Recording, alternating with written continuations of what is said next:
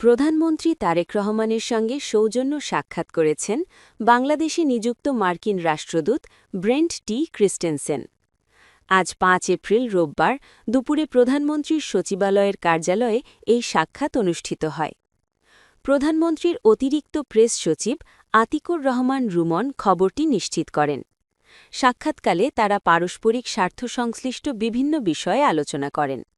রাষ্ট্রদূত এই সময় প্রধানমন্ত্রী তারেক রহমানের হাতে দুটি ছবি এবং হোয়াইট হাউসের একটি রেপ্লিকা তুলে দেন। একটি ছবিতে রয়েছেন শহীদ প্রেসিডেন্ট জিয়াউর রহমান ও প্রেসিডেন্ট জিমি কার্টার এবং অপর ছবিতে রয়েছেন সাবেক প্রধানমন্ত্রী বেগম খালেদা জিয়া ও সাবেক প্রেসিডেন্ট জর্জ বুশ সিনিয়র। এ সময়ে উপস্থিত ছিলেন পররাষ্ট্রমন্ত্রী ড খালিলুর রহমান ও পররাষ্ট্র উপদেষ্টা হুমায়ুন কবির।